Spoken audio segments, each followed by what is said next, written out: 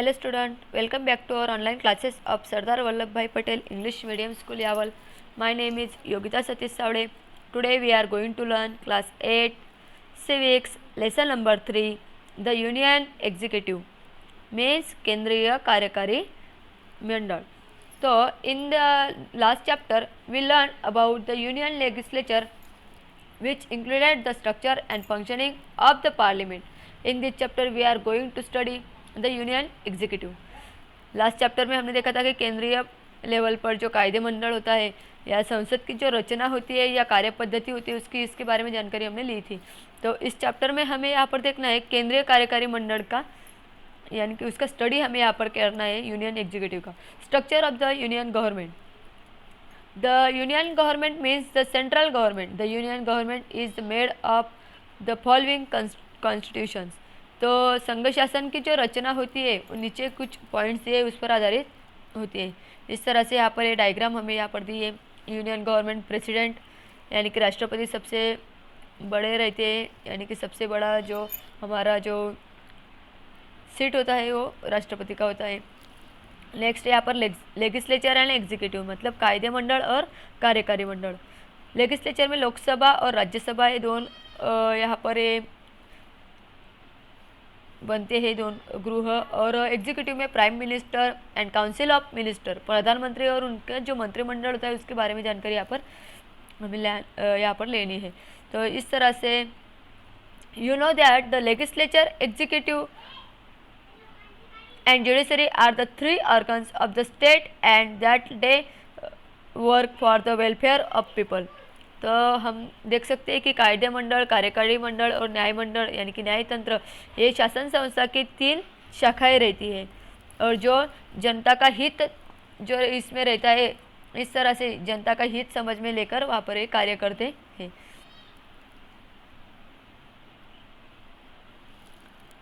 In a parliamentary system, the executive is a part of the legislature and is responsible to the legislature.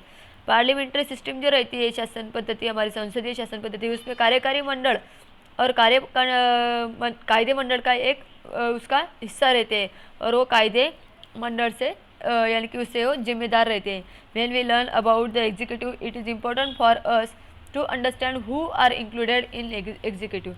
तो कायदे मंडल का study करने से पहले हमें यहाँ पर देखना चाहिए कि उसमें कार्यकारी मंडल में किस किस का समावेश है. इस बारे में हमें यहाँ पर जानकारी लेनी है. संविधान में कुछ तरतूद उसके संबंधी में दिए है उसकी जानकारी हमें लेनी है. तो सबसे पहले हम यहाँ पर देखने वाले हैं Rama said the president is the nominal head and the prime minister is the executive head. What type of relationship exist between persons holding this post. राष्ट्रपति यह नामधारी प्रमुख होता है और जो प्रधानमंत्री होते हैं वह कार्यकारी प्रमुख रहते हैं. और ये जो दोनों होते हैं उनकी जो पद रहता है तो वो व्यक्ति ये दोनों पद में जो व्यक्ति होते हैं उन दोनों में किस तरह से संबंध रहता है उसके बारे में रमा पूछ रही है. तो विद्या यहाँ पर जवाब दे रही है I think that the prime minister meets the president regularly and inform him about the conduct of administration. मुझे ऐसा लगता है कि प्रधानमंत्री जो होते हैं वो राष्ट्रपति को नियमित रूप से उनकी मुलाकात लेते हैं और उन्हें किस तरह से राज्य कारोबार चल रहा है उसके बारे में जानकारी देते हैं. Yes, this is right. The Prime Minister informed the President about the administration of the country and that about new laws and policies. Rather, the President has a right to seek such information. यही सच है कि देश का जो राज्य कारोबार होता है वो नए नए जो कायदे धोरण वगैरह होता है तो उसके बारे में प्रधानमंत्री राष्ट्रपति को हमेशा उनके बारे में जानकारी देते रहते हैं और उसके बारे में जो इन्फॉर्मेशन होती है वो राष्ट्रपति को जानने का उन्हें अधिकार रहता है.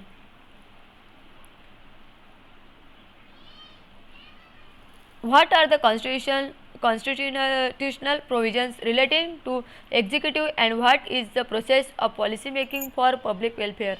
तो हम यहाँ पर देख सकते हैं कि किस तरह से अलग अलग तरतूद वहाँ पर की गई है. कार्यकारी मंडल जो होता है लोगों के हितों के लिए लोगों का हित जानने के लिए उसके किस तरह से धोरण वहाँ पर वो बनाते हैं. And union executive comprise of the president prime minister and the council minister. और जो इंडियन कॉन्स्टिट्यूशन रहती है उसमें भारतीय भारत की केंद्रीय कार्यकारी जो मंडल रहता है उसमें राष्ट्रपति, प्रधानमंत्री और मंत्रिमंडल इन तीनों का समावेश वहाँ पर होता है। आगे हमें देखना है सबसे पहले president. According to the provisions in the constitution of India, the president is the supreme head of the state. राष्ट्रपति जो होते हैं भारत के संविधान में तरतूद के अनुसार राष्ट्रपति यह सर्वोच्च ऐसा राष्ट्र प्रमुख वहाँ पर उन्हें माना जाता है। सर्वोच्च ऐसा पद वहाँ पर रहता है देश का। राष्ट्रपति का जो पद रहता है वो बहुत ही सम्मान और प्रतिष्ठा पूर्ण ऐसा भारतीय प्रजासत्ताक का प्रतिनिधित्व वह करते हैं। And all executive powers of the state are vested in the president by the constitution.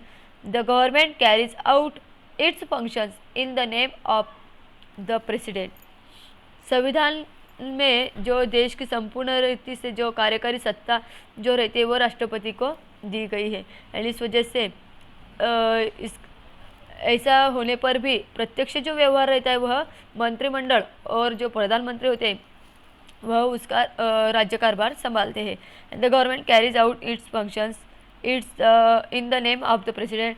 However in reality, the prime minister and the council of the minister run the government, and therefore the president is the nominal and constitutional head, whereas the prime minister is the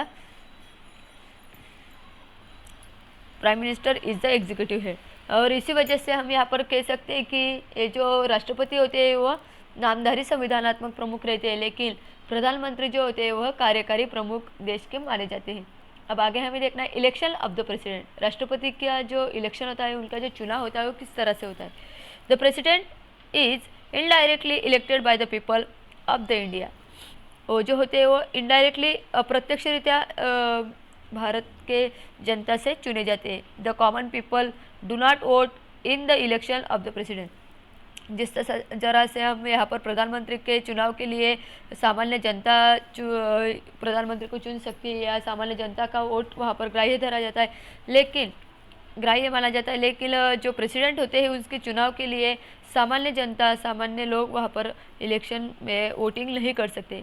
he is elected by directly elected representative of the central and state legislature.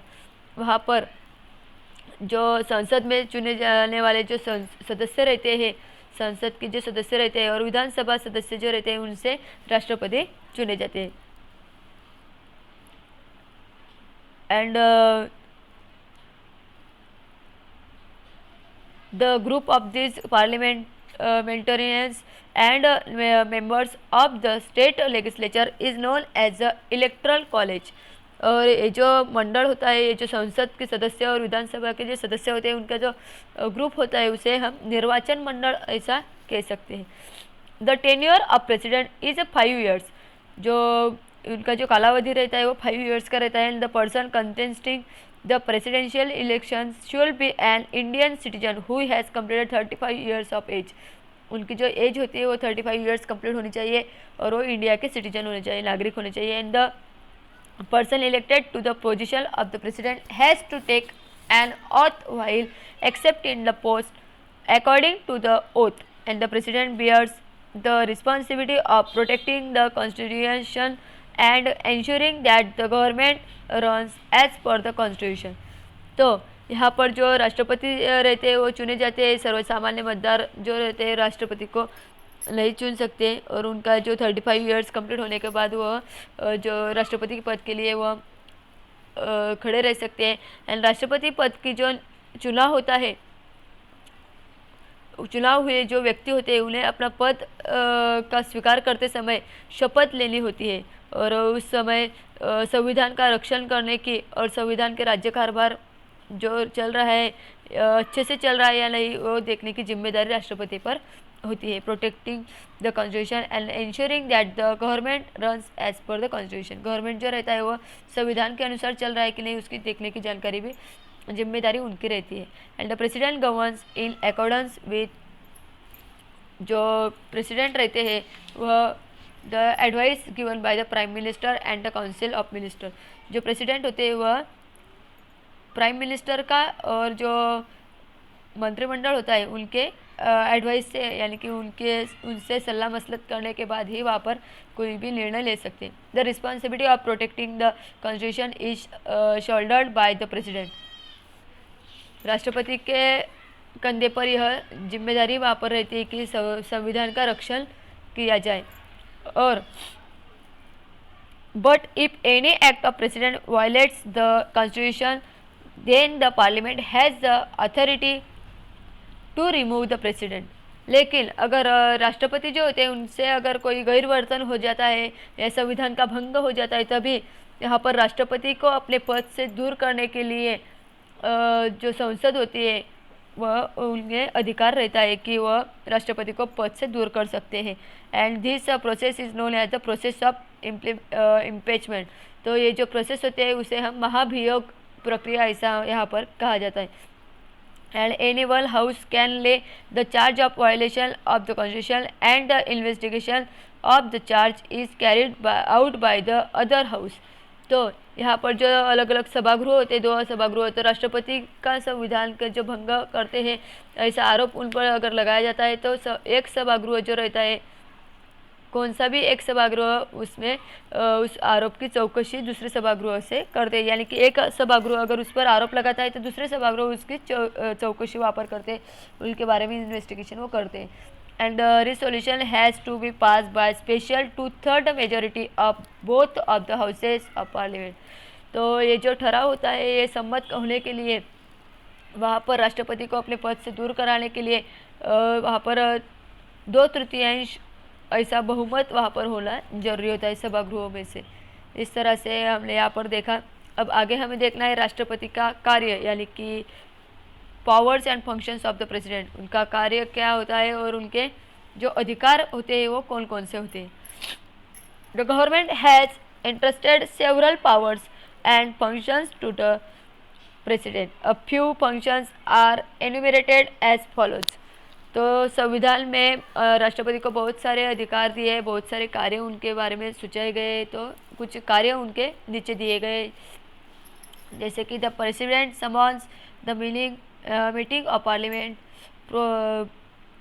Prorogue the session of the parliament, sends messages to both houses, dissolve the parliament after the tenure is over और even before the tenure gets over. तो संसद के अधिवेशन यानी कि उन्हें बुलाने पड़ते हैं या स्थगित करना पड़ता है, यानी कि संसद को अलग अलग संदेश वहाँ पर भेजा करते हैं। लोकसभा के मुदत के बाद या मुदत के पहले वह बर्खास्त करना, ऐसे बहुत सारे अधिकार उन्हें रहते हैं। सेकंड नंबर हम यहाँ पर देखने वाले, bill pass by the Lok Sabha and Rajya Sabha must be signed by the president, without his signature the bill can not become a law. Lok Sabha और राज्यसभा में इन्होंने जो सम्मत किए हुए अलग अलग विधेयक होते हैं, जो बिल होते हैं, वह पास करने के लिए वहाँ पर राष्ट्रपति की स्वाक्षरी होना जरूरी होता है। उनकी स्वाक्षरी के बिना कोई भी विधेयक कायदा में रूपांतर नहीं बन सकता, उनका कोई भी कायदा वहाँ पर नहीं बन सकता। नेक्स्ट हमें यहाँ पर देखना है, the president appoints the prime minister and other minister on the recommendation of prime minister. तो प्रधानमंत्री और जो अलग अलग जो मंत्री पद होते हैं जो कि उन्होंने सुझाए होते हैं, वह उन्हें अपने पद पर उन्हें नेमना, यह जवाबदारी, यह जिम्मेदारी राष्ट्रपति की होती है। सर्वोच्च, नेक्स्ट हम यहाँ पर देख सकते हैं, the president is the supreme commander of the defence forces, decision regarding war and peace are made by the president. यहाँ पर हम देख सकते हैं कि राष्ट्रपति संरक्षण दल का सर्वोच्च प्रमुख उन्हें माना जाता है और राष्ट्रपति को युद्ध और शांतता इसके संबंधी में निर्णय राष्ट्रपति को ही लेना होता है।